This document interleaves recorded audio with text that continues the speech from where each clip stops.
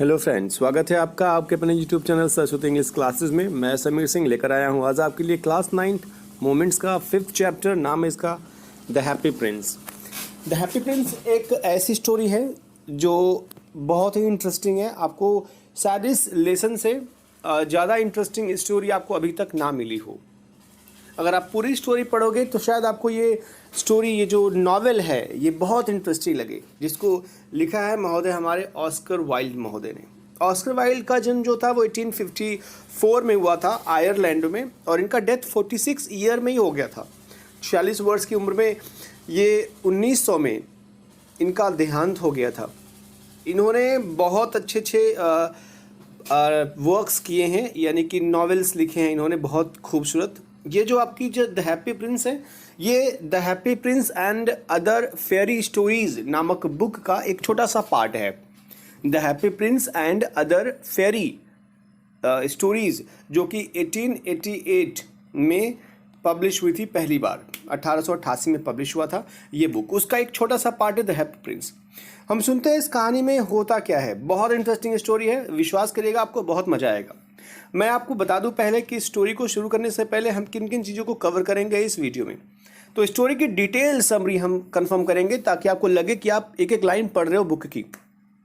आपको इसके अलावा जो बुक में क्वेश्चन दिए गए हैं उसका सोल्यूशन दिया जाएगा, और भी कुछ एक्स्ट्रा इंपॉर्टेंट क्वेश्चन जो एग्जाम के पॉइंट ऑफ व्यू के बिहाफ में बहुत इंटरेस्टिंग और बहुत ही इंपॉर्टेंट होते हैं, जैसे कि थीम, अलावा उसके जैसे कि title, justification of the story.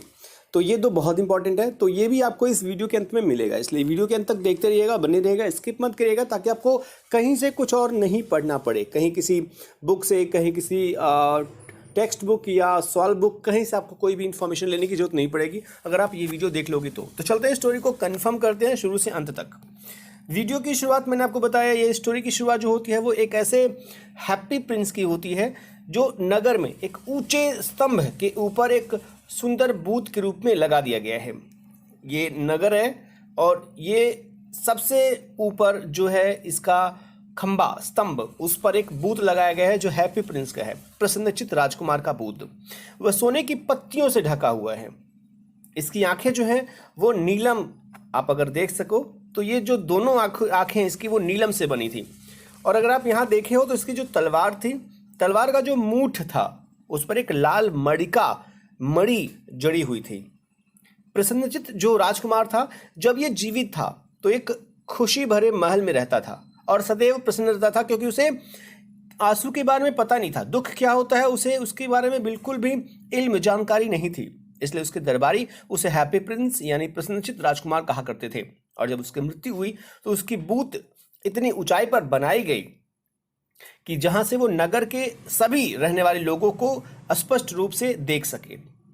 जब वह नगर के जीवन को देखता, है तो बूथ, है तो निर्जीव, लेकिन चूंकि कवि की कल्पना, राइटर की लेख कुछ भी हो सकती है, तो ये बंदा जो है, जो राजकुमार, प्रसन्नचित्त राजकुमार है, जब इसकी मौत होती है तो इसको एक बूथ पर, स्तंभ पर लगा दिया जाता है ऊंचाई पर, और वहां से वो नगर के सभी व्यक्तियों के खुश जीवन और दुखी जीवन को स्पष्ट रूप से देख सकता है। जब वो देखता है तो उसकी आंखों में आंसू भर जाते हैं। अब वो सोचने लगता है कि ये मैं पहले क्यों नहीं देखा, इतने दुखी जीवन जी रहे हैं ये लोग, मुझे पहले से क्यों नहीं पता था जब मैं जीवित था। वह गरीबों की सहायता अब भी करना चाहता था, किंतु बेबस था, क्योंकि उसके पांव जो थे वो बूथ की चौकी के साथ मजबूती से बंधे हुए थे। फिर भी उसने बहुत कोशिश की गरीबों की मदद करने के लिए। एक समय ऐसा आया कि राजकुमार हैप्पी प्रिंस ने एक अबाबिल स्वालो, एक पक्षी होती है, उसको अपने पैरों के मध्य विश्राम करते देखा। उसने अबाबिल से कहा कि दूर एक गली में किसी गरीब का घर है, एक निर्धन स्त्री वहां रहती है, उसका पुत्र बीमार है, उसे बुखार है और वह संतरे खाना चाहता है, लेकिन निर्धन स्त्री के पास संतरे खरीदने के लिए, दवा खरीदने के लिए कोई पैसे नहीं है। इसलिए राजकुमार ने अबाबिल से कहा कि तुम मेरी मदद करो। अबाबिल ने बोला, ठीक है, बताइए मैं क्या आपकी मदद करूं, और आप हैप्पी प्रिंस हो तो रोते क्यों हो। राजकुमार ने अपनी वृतांत बताई कि मैं यहाँ के लोगों को देखता हूं तो मुझे दुख होता है। मैं पहले हैप्पी था, लेकिन अब मैं हैप्पी नहीं रह गया हूं।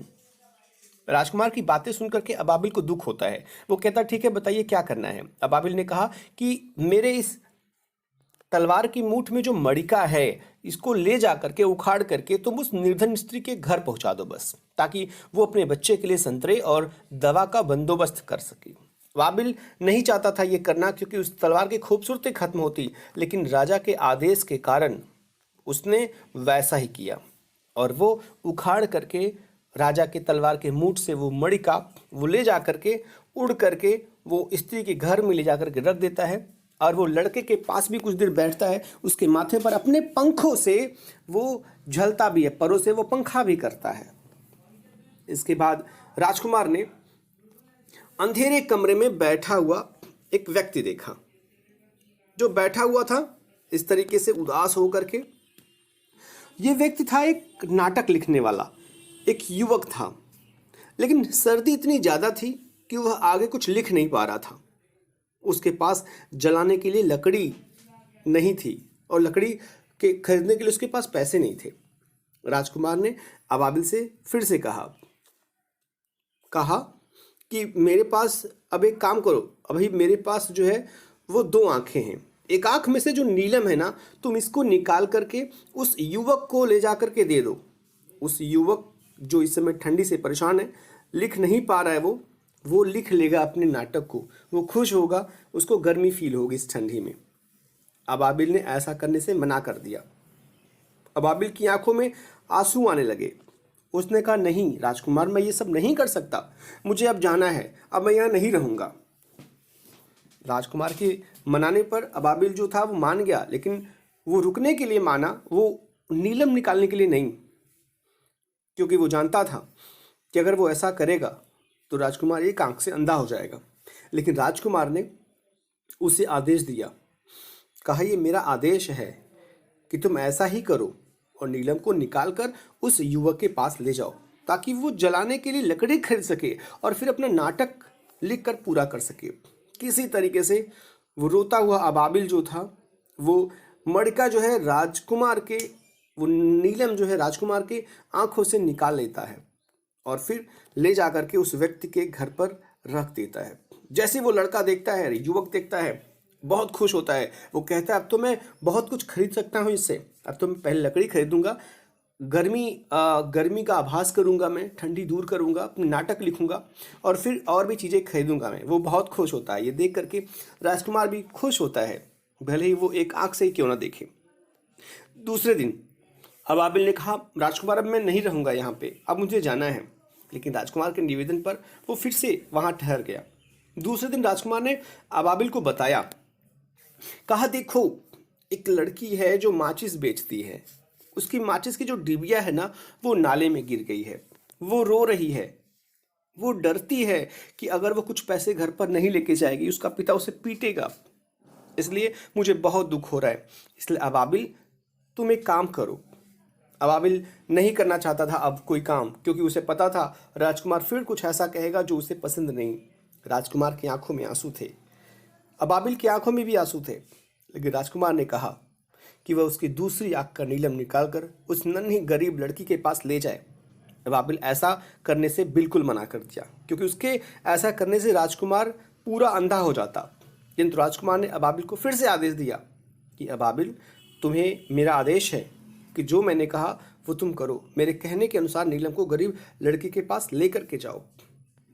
बहुत मजबूर था वो अबाबिल, और किसी तरीके से वो नीलम दूसरी आंख से भी निकाल करके रोते हुए वो ले जा करके उस गरीब लड़की के पास गिरा देता है। गरीब लड़की खुश हो जाती है और फिर वो हंसते हंसते अपने घर चली जाती है। अब राजकुमार पूरी तरह से अंधा हो चुका था, अब वो देख नहीं पाता था कि क्या हो रहा है उसके नगर में। इसलिए उसने अबाबिल से कहा कि तुम मेरे साथ रहो। अबाबिल ने भी हाँ कह दिया। उसने कहा, हाँ अब मैं आपके साथ ही रहूँगा, आपको कहने की जरूरत नहीं पड़ेगी, क्योंकि मुझे पता है आप देख नहीं सकते। अबाबिल से कहा कि अब तुम जाकर के पूरे नगर में जाओ, सभी जगह के दृश्यों के बारे में मुझे आकर के बताओ। अबाबिल राजकुमार को जाता अपने उसके नगर में और सूचित करता कि गरीब लोग बहुत दुखी हैं, कैसे जीवन व्यतीत कर रहे हैं। राजकुमार ने अबाबिल से कहा कि उसके बदन की जो जो पत्तियां सोने की लगी है, एक एक करके गरीबों को ले जा करके दे दो। अबाबिल करता तो क्या करता, अब आंखें चली ही गई थी तो इन पत्तों से क्या मतलब था शरीर के। जितने भी सोने की पत्तियां लगी हुई थीं अबाबिल एक एक करके गरीब घरों पर उठा करके फेंकता। गरीब बच्चे अब हंसने लगे, गलियों में खेलने लगे, उनका पेट भरने लगा, उनके चेहरे गुलाब की तरह खिल गए।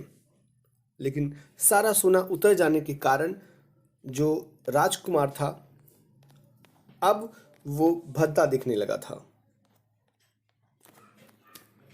अब उसकी जो खूबसूरती थी, जो हैप्पीनेस राजकुमार का एक तमगा लगा था, वो खत्म हो चुका था, वो बदसूरत लगने लगा। शीत ऋतु आ चुकी थी। जो जो कहा जाता राजकुमार के द्वारा वो करता अबाबिल। अबाबिल बहुत थक चुका था, ठंडियों से परेशान हो चुका था। अब तो शीत ऋतु आ चुकी थी, अब स्नोफॉल होता, बर्फबारी पड़ती।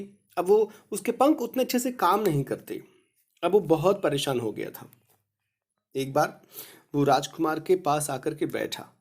उसने कहा कि अब मेरा अंत समय आ गया है, अब मैं आपसे विदा चाहता हूं, मैं आपके साथ अब नहीं रह सकता। राजकुमार जिसकी आंखें नहीं थी बावजूद इसके वो रोने लगा। उसने कहा कि तुम ही तो मेरे सहारे थे, और वैसे भी अब मैं भी क्या कर सकता हूँ रह के, क्योंकि मेरे पास भी तो कुछ नहीं है देने के लिए उन गरीबों को, और वैसे भी गरीब अब खुश हो गए हैं तो ज़्यादा कुछ काम भी नहीं है। लेकिन तुम मुझे छोड़ के मत जाना, वरना मेरा क्या होगा। उस अबाबिल ने राजकुमार के होठों पर किस किया और अंतिम बार उसके हाथों से गिरते हुए नीचे चला आया, और गिर करके वो ताबूत पर पैर के नीचे मर जाता है। ये देख करके उसके मृत्यु शरीर राजकुमार के पैरों में पड़ी हुई है। ये देख करके राजकुमार का दिल टूट गया। हालांकि वो दिल शीशे का बना था, लेकिन शीशे का दिल भी आज पहली बार टूटा। अगली सुबह जब नगर का मेयर उधर से गुजरा अपने कुछ काउंसिल के साथ, तो उसने बदसूरत से उस बूथ को देखा भद्दे से। उसने देखा कि जो मड़का है वो भी नहीं है। वो तुरंत एक बंदे को ऊपर भेजता है, कहता है देखो कैसा हाल है। वो ऊपर जाता है, कहता है ये तो किसी भिखारी से ज़्यादा खूबसूरत नहीं लग रहा है। काउंसिल वाले कहते हैं हाँ थोड़ा सा शायद भिखारी से अच्छा है हालात इसके। काउंसिल का जो मेंबर है वो ऊपर आता है, देखता है कि इस बूथ के पास तो पक्षियाँ मरी पड़ी हैं, तो बूथ कैसा हाल होगा इसका। इसलिए मेयर ने, काउंसिल ने मिल करके ये निर्णय लिया कि इस बूथ को गिरा दिया जाए और भट्ठी में इसको पिघला दी जाए, क्योंकि जो खूबसूरत नहीं है वो यूजफुल नहीं है। यह महोदय कहते हैं as he is no longer beautiful he is no longer useful. तो जब यूजफुल नहीं है, खूबसूरत नहीं है, लोगों के प्रति अब आकर्षण लोग नहीं करेंगे, आकर्षित नहीं होंगे लोग इसके प्रति, तो इसको रखने का क्या फ़ायदा। इसको उठा करके पिघलाओ, फेंको, जो बचे उसका कुछ बनाओ। और लोगों ने जब पिघलाना भट्टी में शुरू किया तो पाया कि उसका जो दिल था पिघल नहीं रहा था, क्योंकि वो शीशे का था। इसलिए उस शीशे के दिल को वहाँ फेंक दिया गया जहाँ पहले से ही उस मरे हुए अबाबिल को फेंका गया था। ईश्वर ने अपने दूत को भेजा, कहा कि उस नगर की 2 सर्वाधिक मूल्यवान चीजें जाकर के लेकर के आओ, जो भी उस नगर में सबसे मूल्यवान चीज हो। दूत ने उस शीशे की दिल और मृत अबाबिल को चुना और वो अपने साथ ले जाकर के भगवान को दे दिया। ईश्वर दूत से बहुत प्रसन्न हुए। उन्होंने कहा कि दूत का चुनाव बिल्कुल सही था। ईश्वर ने इन दोनों को अपने स्वर्ग में स्थान दिया। ईश्वर ने कहा कि छोटा पक्षी जो है उसके बाग में गाना गाएगा, और जो प्रसन्नचित्त राजकुमार है आज से वो उसके सुनहरे स्वर्ग की प्रशंसा किया करेगा। तो इस तरीके से स्टोरी खत्म होती है। जो क्वेश्चन आंसर है, जो सोल्यूशन मैं आपको दे रहा हूँ वो यहाँ देख लीजिए। पेज नंबर 36 में ये फर्स्ट क्वेश्चन है, ये सेकंड क्वेश्चन है, आप इसका स्क्रीनशॉट ले लीजिएगा। थर्ड है, फोर्थ, फिफ्थ, सिक्स्थ, आप इसका स्क्रीनशॉट ले लीजिएगा ताकि आपको आसानी हो लिखने में। ये टाइटल है जो इंपॉर्टेंट क्वेश्चंस हैं, क्वेश्चंस में से एक है, और ये थीम है जो मोस्ट इंपॉर्टेंट क्वेश्चन है। तो इस तरीके से पूरी सोल्यूशन, पूरे क्वेश्चन आंसर और डिटेल समरी जो है स्टोरी की वो कंफर्म कर दी गई। आपको आशा है आपको पसंद आई होगी तो लाइक का बटन जरूर प्रेस करिएगा।